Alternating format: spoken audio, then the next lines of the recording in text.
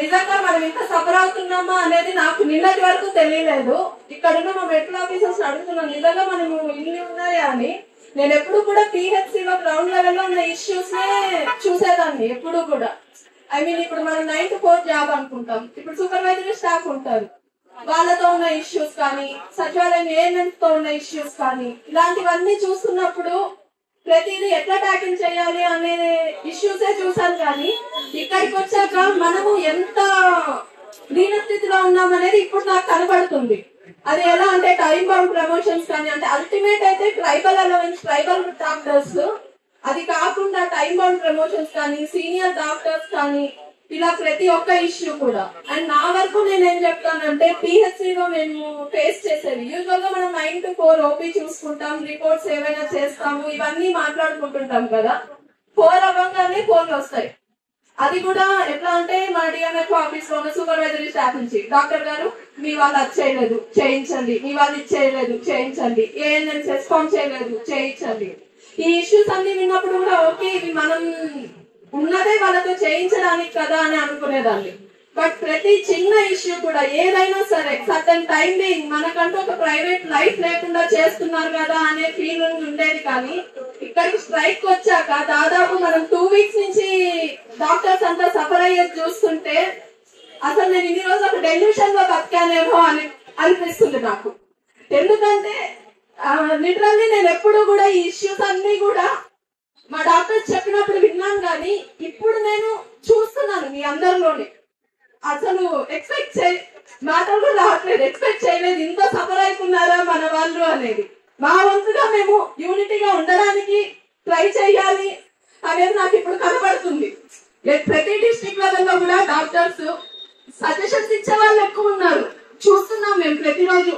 ఇలా చేయండి, అలా చేయండి, లేదా ఇలా మాట్లాడండి, అలా మాట్లాడండి. మీరు వచ్చి మాట్లాడొచ్చు కదా, సజెషన్ ఇస్తున్నారు. అక్కడ కూర్చొని ఎందుకు సజెషన్ ఇస్తున్నారు?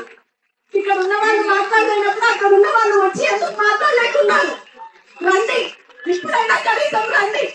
ఒక్కరోజు మీ వంతుగా ఎవరైనా ఒక్కరోజైనా వచ్చి కనపడండి, మాట్లాడండి, వెళ్ళండి. వారం రోజులు 10 రోజులు ఉండమని ఇక్కడ ఎవరిని రిక్వెస్ట్ చేయట్లేదు. ఎవరు ఏ డిస్ట్రిక్ట్ డాక్టర్స్ ఎవరిని కంపేర్ చేయట్లేదు. వచ్చిన వాళ్ళు ఉండండి. ఒక్కరోజు మీరే సఫర్ అవుతున్నారు. గ్రౌండ్ లెవెల్ లో కాదు, పిహెచ్సిలో కాదు, హైయర్ అఫీషియల్స్ నుంచి కాదు. మన కష్టం అనేది మనకే తెలియకపోతే ఎవరో దగ్గర నాకు తెలీదు. నేను నిన్న మా సార్ని అడుగుతున్నాను, నిజంగా మనకి ఇన్ని సమస్యలు ఉన్నాయా అని. ఎందుకంటే లిటరల్లీ నా ఫీల్డ్ నేను మెడిసిన్ అనుకోలేదు, అనుకోకుండా వచ్చాను. ఓకే, జాబ్ జాయిన్ అవుదాం పీస్ఫుల్ గా. నాకు 24/7 ఇష్టం లేకపోవడం వల్ల నేను ఈ జాబ్ చూస్ చేసుకున్నాను. బట్ ఇక్కడికి వచ్చి చూస్తే గ్రౌండ్ లెవెల్ లో ఇవన్నీ కనపడుతున్నప్పుడు సరే ఇవి మన వర్కే కదా, మనకేమి బయటని చెప్పట్లేదు కదా అనే ఫీలింగ్ లోనే ఉన్నాను ఇన్ని రోజులు. బట్ మన రైట్స్ ని తొక్కేసే హక్కు ఎవరికి లేదు. అది సీఎం అవ్వని, పిఎం అవ్వని, ఎవరైనా కానీ మనం మాట్లాడితే తప్ప తెలియని రోజులకి. మన పక్కన ఉన్న వాళ్ళైనా మీరు ఈరోజు సఫర్ అవుతున్నారు అంటే ఇప్పుడు మనమే ఉన్నాం. మన సాలిడారిటీ చూపించమన్నాం పిహెచ్సి స్టాఫ్ ని. ఎన్ని రోజులు చూపిస్తారండి? రేపు 16th అవ్వగానే ఎంతమంది మనకు ఫోన్లు చేస్తారు? యూడీసీలు ఎంతమంది ఫోన్ చేస్తారు? ఎప్పుడు వస్తారు వీళ్ళు, ఎప్పుడు శాలరీస్ పెడతారు? లాస్ట్ స్టెప్ వాళ్ళకి కావాల్సింది అదే, టైం కి శాలరీ. అది రావద్దు అని నేను అనట్లేదు, అది వాళ్ళ రైట్. ఎందుకంటే వాళ్ళ సర్వీస్ కి వాళ్ళు 30 ఏళ్ళు చేశారు, వాళ్ళు ఆ స్థాయిలో ఉన్నారు. 10th చదివి నేను ఇక్కడ ఎవరిని కించమని చెప్పాను సూపర్వైజరీ స్టాఫ్ ని.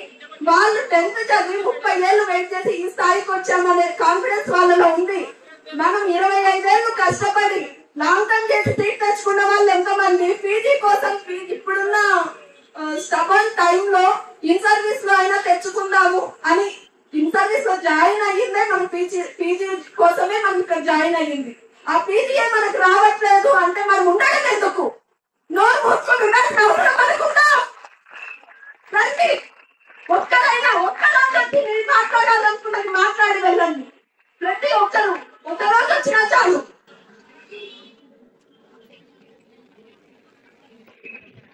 థ్యాంక్ యూ మేడం, చాలా బాగా చెప్పారు. సో ఇది